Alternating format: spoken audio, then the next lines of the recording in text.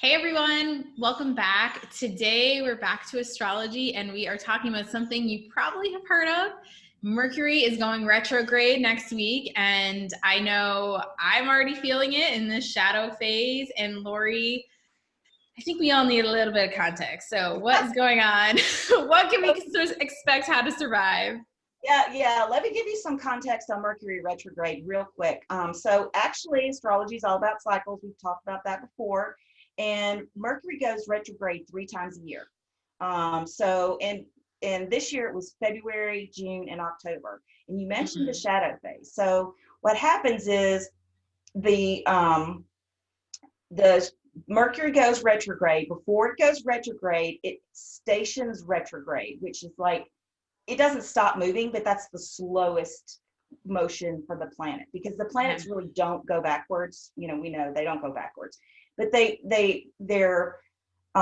their orbits change, and that's what causes a retrograde. So when Mercury slows down and the other planets are going by it, it's an optical illusion that it looks like it's going backwards. It's not even.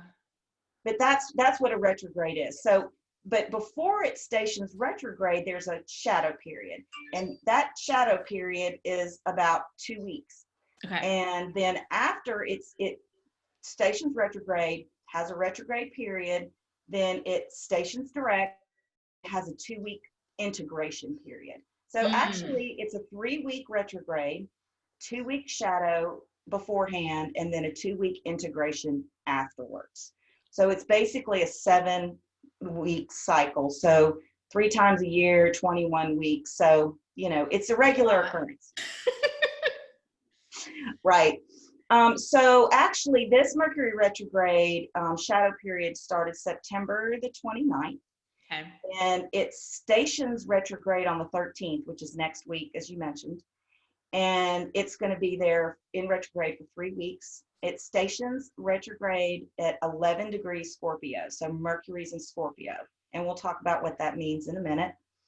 And then when it's actually going to go all the way back into Libra to 25 degrees Libra, and then it's going to station direct, and then it's going to, go forward. So what does that mean? So Mercury retrograde. So Mercury is the planet of communication. And typically during retrograde, a lot of people experience communication breakdowns. And that includes the things that help us communicate, like computers and telephones and things like that. So that's why you may experience like your computer crashing. Yes. I know a friend of mine last Mercury retrograde computer crash, lost like 10 years worth of work.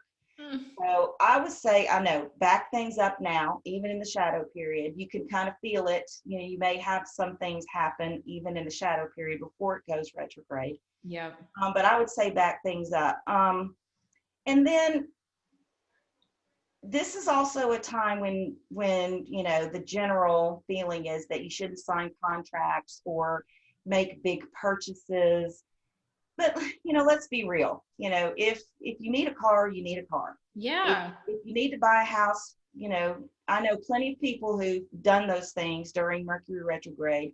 And let's face it, if something breaks during, the retrograde, you're not going to wait 3 weeks to replace your car. So you're going to be making purchases. I think the main thing is just to be really careful. If you do sign contracts, make sure you read them real closely. If you make a purchase, make sure that, you cross all your T's and dot all your I's. So, I've actually heard that this time frame, because a lot of people are afraid of it, of like, oh, Mercury's going retrograde, everything's going to go haywire. And yes, well, in my experience, that's been true and that can happen. I think it's also a good time to like review things, to like review contracts or be more retrospective and all of these other words. absolutely. Because I also have found for me, it's like a good realignment time. Like the things that go haywire, oftentimes it's something that needed to be brought to my attention or wasn't really some area that I should be going down anyways. but it just maybe was a little bit more painful of an experience than it needed to be if I had maybe thought about it before. So what's your take on that? No, you're exactly right, and that's a point I was going to make. So that's a good segue into that. Is it all those rewords like review, rework, all of the things. Retrogrades to me call us to go inward and kind of dig around a little bit and see what needs to be renewed. And it's a time to strategize for that. Make a list. What do I need to do to regenerate whatever area of my life that that needs it. So it's a good time to think about how can I realign with my purpose, or with my career, with whatever it is that that's top of your mind. I think that's absolutely right. So Awesome. let's talk for a minute about what Mercury in Scorpio. Yes, please. So what does Mercury in Scorpio want? So Scorpio is ruled by the planet of Pluto, and Pluto is the planet that really wants growth and transformation, but you have to dig deep. I mean, Pluto goes down it's a water sign, so down into those deep emotions and those deep waters. So Mercury in Scorpio wants to dig deep. It wants to collect information. Again, we're talking about Mercury.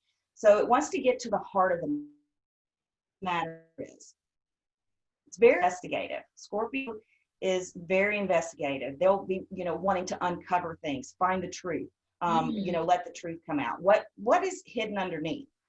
So, it may bring up insecurities. I mean, oftentimes, but really those things are good because it's necessary for growth. Those are the things that cause breakthroughs. You don't have a breakthrough unless you dig deep, figure out what the limitation is, and then face it.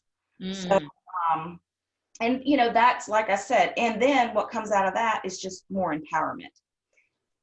From a practical level too, Mercury and Scorpio, Scorpio is the 8th house in the zodiac, and that Mercury and Scorpio may bring up 8th house issues, which interestingly enough are some of the things we've talked about.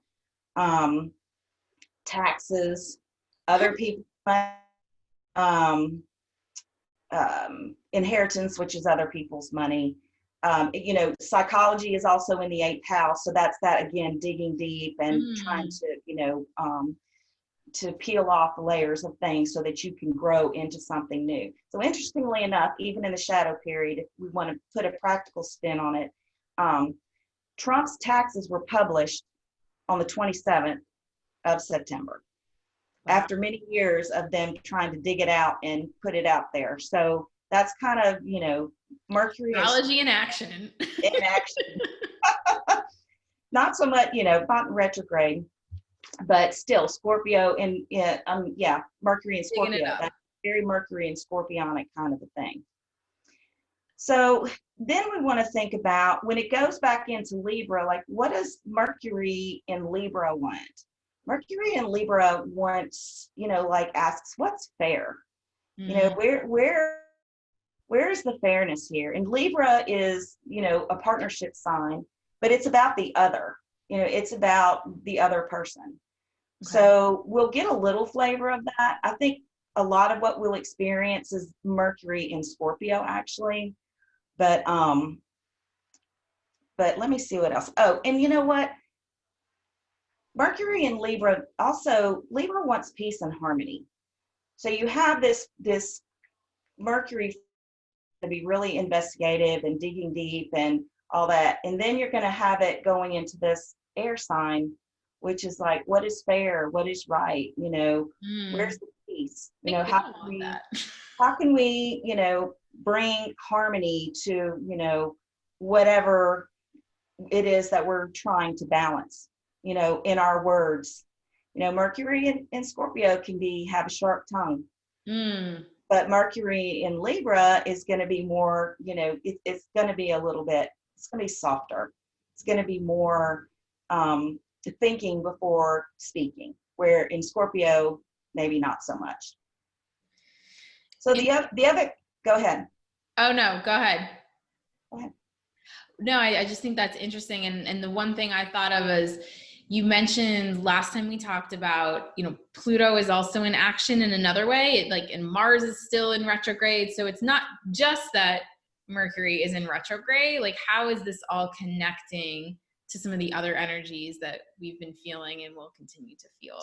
So when a planet is in motion, it makes aspects to other planets, which is what you're talking about. And so there are a couple of aspects that Mercury is going to make during this retrograde period. And on October 19th, there's going to be one where Mercury makes an opposition to Uranus. Okay. And Uranus is revolution, disruption, and it's also technology. So that's October 19th is a day when you should really be careful about your electronics and those kind of things, because it's right there as an exact opposition. So back up all your stuff. Okay.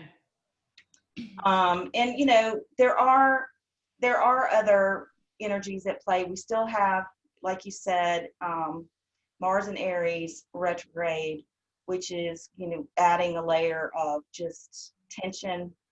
And we still seeing just a lot of anger, a lot of fighting, like fighting for, what's right, who's right. We have the debates going on in the US. And interestingly enough, Mercury goes direct on election day, the 3rd. So it'll be really interesting to see. Yeah, for sure. And you mentioned this last time, but, collectively, there's one thing we'll experience, but then individually within our own charts and the alignment there, is there anything people can keep in mind, or if people have their own charts, things that they should look for to see what might be activated within this energetic cycle? Well, so you definitely, if you know your chart and you have a copy of it, and if you don't, I can help you. If you have planets, well, two things. If you have planets between 11 degrees Scorpio going back to 25 degrees Libra, those planets will be activated. Okay. And those energies will be activated. Also, you can look at your chart and you can see what house those degrees fall in. That is 11 degrees Scorpio back to 25 degrees Libra.